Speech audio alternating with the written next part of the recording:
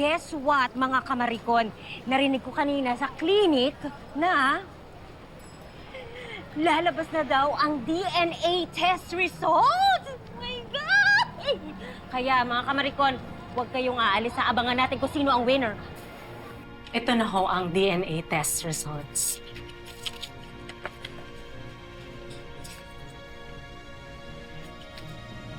Miss Caparas.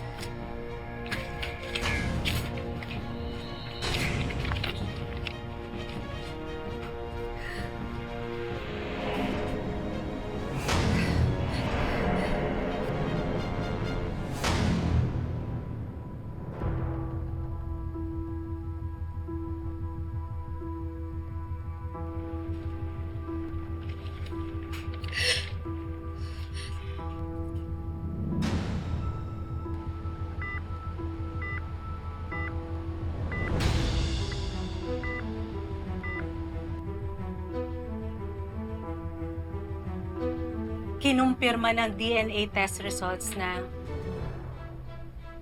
si Miss Emma Joseco ang biological mother ng bata.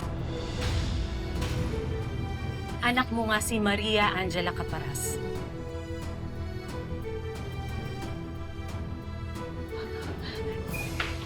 Oo, anak natin si Muki. Dahil si Puki si Kayla.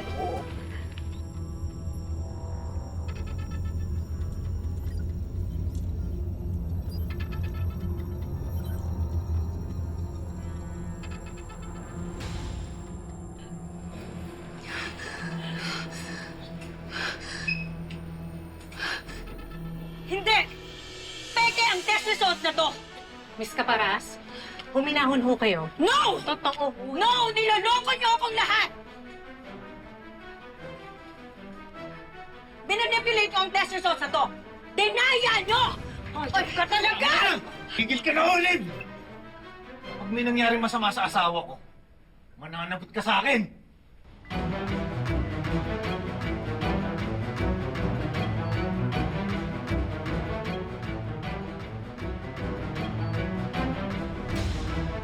Dok, nagkakamali na po yung pasyente. Hindi ako naniniwala! This is a fake test result! Dinoktor niyo! Minanipulate niyo! Kasabot kang doktor ka! Ano? Umamin kayo! Anak ng pusoy naman, Olive. Huwag mo ipasa sa amin yung gawain mo! Kidnapper ka! Hindi! Kasabot niyo ang testing center na to! Hindi kami mayaman para magmanipula ng mga bagay na ikaw lang yung nakakagawa. Yan yung lumabas na resulta dahil yan yung totoo. Anak ko si Muki. At kinidnap ko siya. At yan yung lumabas na yung totoo. Hindi ako papayag na hindi mo pagbayaran lahat ng ginawa mo sa amin at sa kanya. Nurse, paki-inform ang family. Idedemanda ko kayong lahat. Papasara ko ang testing center na to! Mga manloloko kayo! Liv, let's go. Ang babayaran yung lahat ng to. Hindi ako titigil!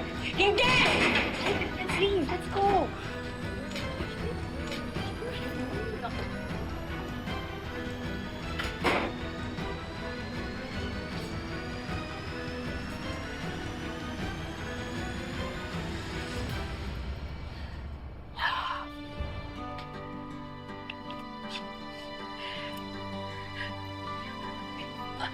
Apo ko si Muki.